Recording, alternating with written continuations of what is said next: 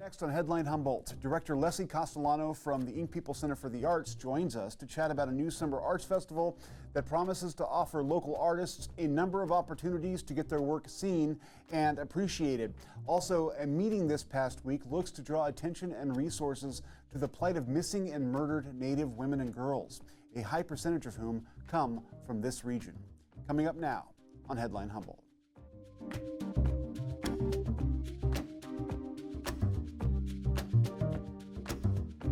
Top of Humboldt Hill, this is Headline Humboldt. I'm James Falk. Thanks for joining us. There are only a few attributes you could name that stand out as definitive characteristics of our community. One, of course, is an off-the-charts level of creativity, as demonstrated by the high number of artists per capita in our community. Maybe it's our proximity to nature or our isolation from much of the rest of the state. Maybe it's what famously used to be an extremely wet climate, one that kept us indoors more often than most other communities. Or maybe it's the weed. Whatever the cause, because we are so predisposed to individuality and creativity, and because we have so many artists, every opportunity to get such work seen and appreciated is absolutely precious. A new opportunity is the Festival of Dreams, a celebration of arts and culture taking place between August 18th and August 20th at Halverson Park. We spoke with Leslie Castellano, director of the Young People Center for the Arts and a Eureka City Councilwoman, who described her vision for what the festival will become. The Festival of Dreams is a relatively new festival in Eureka.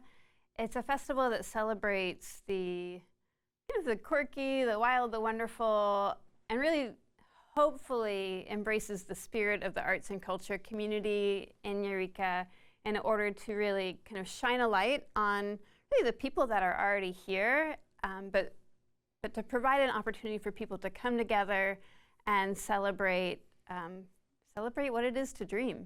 And the theme of dreams, Calder Johnson from North Coast Repertory Theater. We've had on the show recently. Oh, good guy. Super. Yeah. So he and I came up with this idea because we felt like the idea of dreams really opens up a very large spectrum of performance, art, expressive opportunities, and is something that's accessible to everyone. Sure. We really think that everyone has the capacity to dream. And the moods are wide in there. There's lots of directions you can take it, Exactly, and just this idea that, within that, it does kind of open up this question of what if. There's the dreams we have at night, there's also the dreams we have about society, about the people we're becoming together.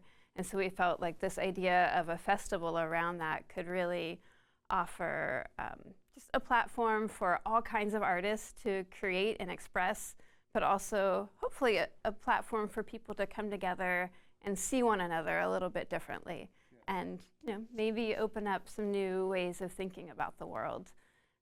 The festival will be taking place. It's a two-part festival. That was one of the things I was going to ask you. There's a component in August, but also one in October, right? Exactly. Okay. And so the first part is an outdoor component that is going to have a parade and site-specific art, possibly some vendors.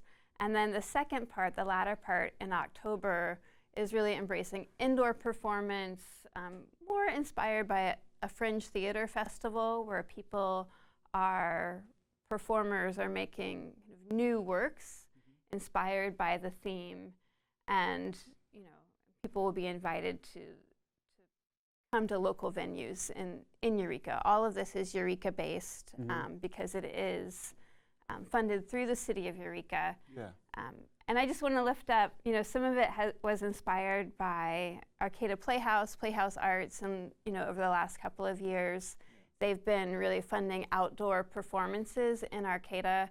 And through our conversations with Jackie Dandino and with the Humboldt Creative Alliance, we really saw the impact that was making in the Arcata community and felt that there was a real opportunity to do something inspired by, but a little bit different here in Eureka.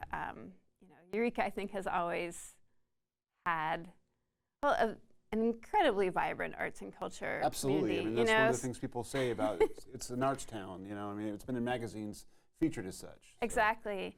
And so last year we actually piloted just a small part of the festival. Of really, we focused on having a parade just to kind of flesh out the idea, get it out there, get people involved. You know, really also thinking that Eureka doesn't have very many parades. Well, you know, we have what's coming right up the Rhododendron Parade and the Truckers Parade, which are fantastic. But we don't have very many kind of walking ambulatory parades in the heart of Old Town. Yeah, especially one that, you know, focuses on our creativity. So it's like it should hopefully foster a lot of great float ideas and just aesthetics that, you know, maybe we wouldn't normally see. Exactly. You know, and so often people contribute time, money, energy to these things without the opportunity to receive funding. And so we really wanted to make sure that artists would get paid through this endeavor. You know, and especially artists, Calder may have mentioned this a few weeks ago, you know, are some of the people who have experienced the greatest impact from the pandemic, and that sector is still recovering, you know, especially performing artists, site-specific artists. You know, anything where, you know, people are coming together, there's still a lot of people who are hesitant, you know, or whose habits have changed. They may even embrace the idea of going to performance, but now it's, you know, maybe they used to go once or twice a year to see a show, and then, you know, that kind of habit. Back into that, yeah. Exactly. So, you know, I think the outdoors, one, it's, you know, the whole event will be free for the public to come and attend, you know, the outdoor events, and so, you know, we'll really provide an accessible way that people can connect with one another, experience, you know, one another's creativity. Now, real quick, just to get to the bottom of some terminology, you use site-specific work of art or whatever. What do you mean exactly by that? Right. You know, and I'm a big fan of site-specific art. It can be hard to define. You know, it's basically art created with a sense of place, often with a sense of a specific place in mind. And this will be taking place at Halverson Park. So artists will create pieces that, you know, often may have the capacity for the public to engage with in some way. You know, it could be an artist invented seating structure. You know, it could be a painting that people are adding to over the course of the event. It could be something more sculptural that's really just visual, but is visual in relationship to the surrounding landscape. And those are some examples. You know, it's definitely a field that invites postulating what could be. Yeah. And it makes the viewer a living part of whatever the art is, right? Exactly. I mean, it seems to, yeah. And there could even be, as you kind of bring up, performative possibilities where, you know, perhaps viewers are given a series of instructions that they carry out, you know, during the festival, and then they become, you know, one part of the piece, part of the work that's happening there. Yeah, that sounds fascinating.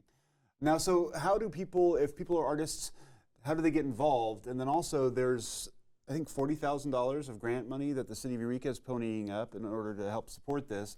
How can people get, you know, apply for that money or use it to develop a project? Sure. So the easiest way to get involved is to go to the NCRT website, which is ncrt.org. .net. / Festival of Dreams. You got me. / Festival of Dreams. Perfect. I always forget the .org versus .net. Yeah. And so that's the easiest way to get to the festival application. There's an application process there. We will be, you know, posting on that website some trainings coming up. So if you open up the grant application and it's just, you know, grant application, it's an acquired taste. Yes, for you sure. know, and you know, if it seems overwhelming, if you have questions, you can definitely, you know, come to the training in the future. There's also an email link there on the website that people can reach out to. But this is specifically to help artists create cool projects, right? Exactly. That's amazing. Exactly. And this is being funded through American Rescue Act Rescue Plan, ARPA funding, Plan Act funding that was set aside already by the city of Eureka to fund the arts and culture sector. Okay. They created an initial round of grants that was really targeted towards organizations and institutions. And so organizations that met the requirements did apply and receive that funding. But so many artists work outside of a Collective concrete, or whatever, organizational structure, and so it really left many artists and performers out of the ability to be able to apply. And so Calder, the Eureka Arts and Culture Commission, Eureka Economic Development really conceived of this project as an opportunity to meet those people who, again, are still, trying to kind of create their livelihoods. And it really is like, this is an artist's work force development opportunity. Yeah, absolutely. Now, so what would you say the through line is between the event in August and the Insight event in October? Is there anything linking the two that you can point to, or is it like people who come to the August apply to be part of the October event? I mean, how does that work? Is there any connection? There may be commonalities in performers between the two. People can definitely apply for funding for either or both. Okay. There's an overarching theme for this year's festival, Secrets of Wigi, which is, Wigi is a Wiyot Salatlook word that refers to the body of water that is Humboldt Bay. Okay. And so we hope that theme guides people's applications and provides a through line between the two events. There may be some big differences, in terms of like the flair and the flavor from being outdoors, in the summer to being indoors in the fall. Yeah. We are hoping to connect with kind of a wider, more national, international kind of performing arts community, and hopefully to create some connections with fringe theater festivals and other performing arts festivals, and hopefully invite people to our area, and so these festivals will be not only for residents, definitely for residents of Eureka and Humboldt County, but will also be kind of broadcast on a wider scale as well. Now, for artists, you don't have to be from Eureka either, right? You can be from anywhere in Humboldt County or anywhere, it sounds like, if you want to apply to get Exactly. Artists can be from, for sure there's a preference for people from Humboldt County, and for Eureka-centric artists, but we welcome all people to apply. There's also a real desire to reach out to underrepresented artists and communities, so maybe people who, have less representation in the popular culture to make sure that their perspectives, their dreams are an integral part of this. And I just want to say the festival is taking place within the Eureka Cultural Arts District as well. How do you define that? I saw that in the paperwork, but it wasn't quite sure off the top of my head. Right, yeah, so that's something, 5 years ago, the city of Eureka, along with the Ink people and Eureka Main Street, submitted a competitive application that was put forward by the Ink people and my predecessor and founder of the Ink people, Libby Maynard. And that application went through the California Arts Council, and the city of Eureka was one of only 14 arts and culture districts selected by the state to kind of receive this designation. Yeah. And prior to now, that has largely been an unfunded kind of mandate and and designation. But now there's kind of just a lot more really wonderful activity around the Arts and Culture District to really think about how can it be a place where all cultures in this area really have a space to be seen and be heard. And the district is rather large amongst arts and culture districts in the state, and extends basically from Blue Ox Millworks south all the way along the waterfront, encompassing the Eureka Main Street area, extends over to NCRT, the Morris Graves Museum, and so really kind of that old town, downtown core, as well as the Halverson Park, where the festival will take place. And so definitely for viewers out there, keep your eyes open. There's a tremendous group of people who are meeting to convene about the district, including Marnie from the Daguru Louis Cultural Center. Yes, who will also be on this show in a week or two. Oh my gosh, how wonderful. How lucky for everyone out there. Right.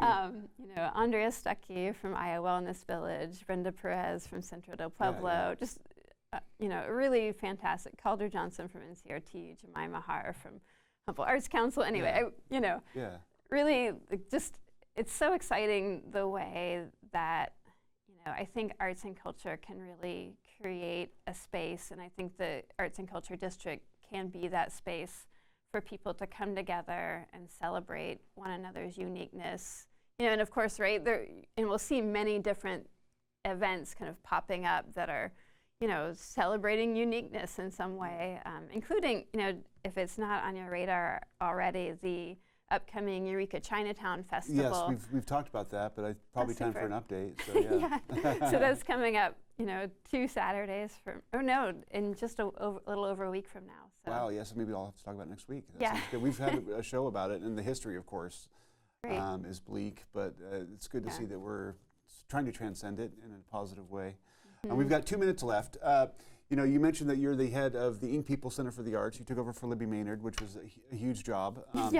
And then also you're on the Eureka City Council, so you're sort of at the formative, apex of where a lot of these elements come together. How important is it, do you think, for this community to have its strong identification with the arts, both economically and culturally?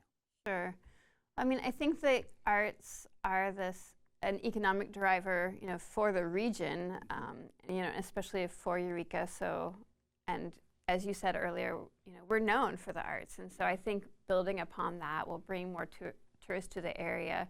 And of course, what's good for the tourist economy is good for the local economy too, in terms of, public events on the streets, things that bring people to town. I really do believe that,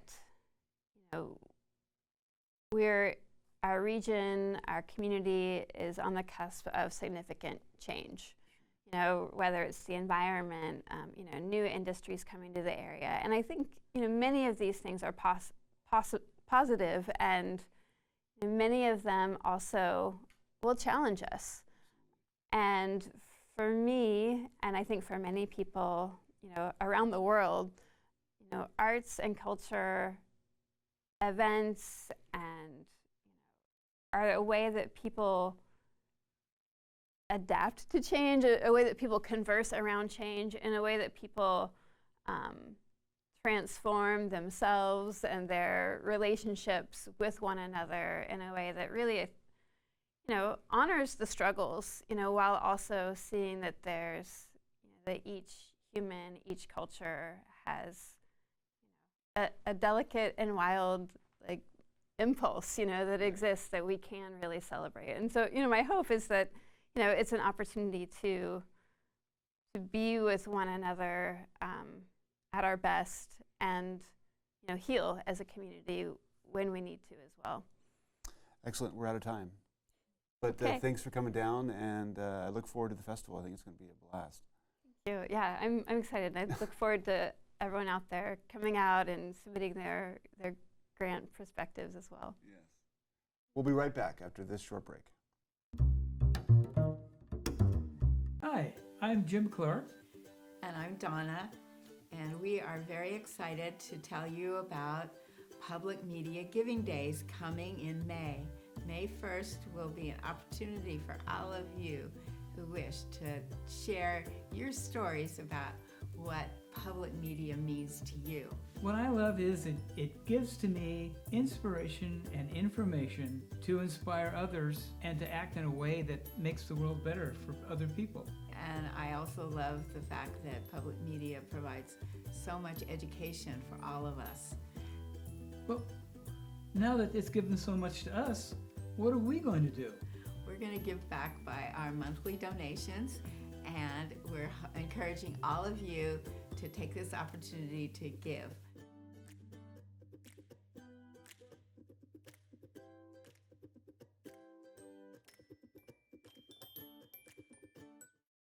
KEET contributor Ryan Hudson attended a recent event highlighting the plight of missing and murdered Native women and girls, a large percentage of whom come from Northern California. Legislation is currently being developed to help fill informational gaps and strengthen cohesion between the various law enforcement agencies involved. Hudson filed this sobering yet hopeful report.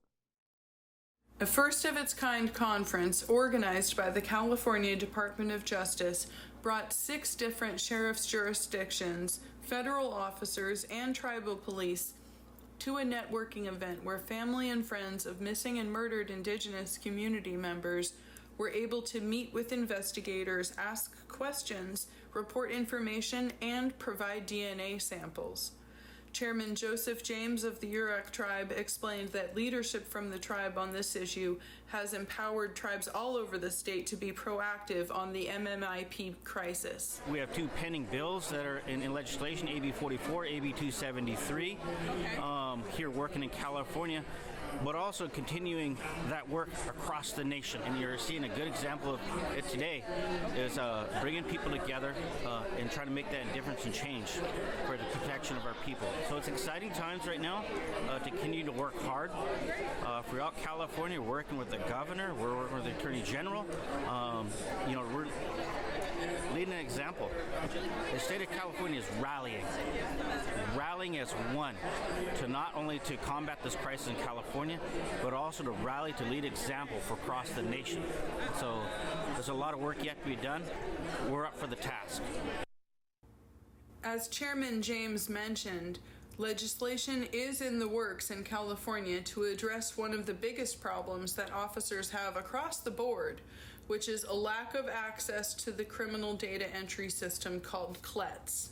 So right now, CLETS access is limited to law enforcement officers or tribes that petition DOJ, the Attorney General, to receive that access. So the CLETS system is a computer database that California law enforcement uses to transmit and receive confidential messages such as missing persons, the Missing Persons Index and Database, also wanted persons, probation status, and so it's a way for us to share that critical information. Legislation is going on in our state legislature to provide CLETS access to all the tribes as opposed to a petition that has to be made. So it's something that we hope that'll get changed, that all tribes will have access, because tribes can, and Rosemary can talk about this, can issue restraining orders. However, to get those in the system, sometimes it takes days because they have to go through our Superior Court. MMIP does intersect with a number of other issues, including domestic violence and protective orders. And so what's so important about this CLETS issue is that the sovereign nation, the tribe, can issue a valid domestic violence restraining order, but some tribes don't have the ability to enter those into any systems, and some tribes only have the ability to enter those into NCIC, which is a national database.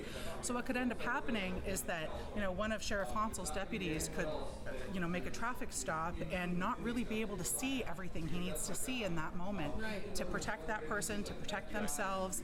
And so if we can't properly uphold domestic violence restraining orders when someone has been brave enough to go and say, I'm in danger and I need protection, we're kind of setting them up to fail, right? And so having access to CLETS is a really important push that we're making for tribal police officers. Okay. It's AB 44. AB 44. That has to do with tribal police officers, but that is not in its final iteration yet. Right.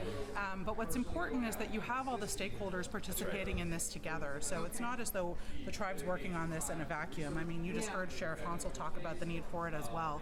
So we've all identified the need, and I think the best way to advocate for that is to come together in coalition and really explain how it hampers all of our abilities to do our jobs. So we need the community's help, and for us to be able to work together in order for us to solve these crimes and to bring closure to the family members. So it's a good thing. And then DNA. We have several families that have never submitted DNA on their missing persons cases, and I know at least 6 now that have submitted DNA. So it's something just today. Waking up knowing that we're doing everything we can to improve a system that could work for us as tribe, indigenous people. You have our cultural part of this, you have our traditional practitioners, all of this. Everybody's leaning into it in a good way with their heart to protect the safety and welfare of the people now, but our generations yet to come. And so again, we're saying no more. That's what we're saying, in a good way, in a balanced way. No more. Is this going to be able to, this is not status quo for us. So. For Headline Humboldt, this is Ryan Hudson. I'd like to thank Ryan for that report. And on an issue that we've also covered before, fentanyl overdoses killed 74 people in Humboldt County last year, roughly 4 times the state's 2021 age-adjusted per capita average. On Tuesday, county supervisors asked public health officials to address populist complaints that the county's needle distribution program, or SSP, emboldens drug users and contributes to needle litter. And we're not doing an exchange anymore. We're just giving needles out, right? You get needles, and if you want to bring them back, you bring them back. Data around that is really pretty clear that requiring a one-for-one exchange actually decreases participation with the syringe services programs, which leads to ultimately increased syringe litter. So some of the things that SSPs provide, they also increase access to drug treatment programs and referrals for other healthcare and mental health care services, as well as basic human services, referrals for housing assistance, insurance. And they do decrease the incidence of HIV, hepatitis B, hepatitis C, and bacterial infections in communities where they're functioning. Those programs also provide free HIV and hepatitis C testing and linkage to treatment, and provide a good location for high-yield education about overdose prevention, naloxone distribution. Stockton said last year the county's distribution of naloxone, sometimes called Narcan, helped reduce overdoses and save the lives of 271 people. We're happy to bring you another package previewing KEET's upcoming grant project with WETA's new series, Iconic America.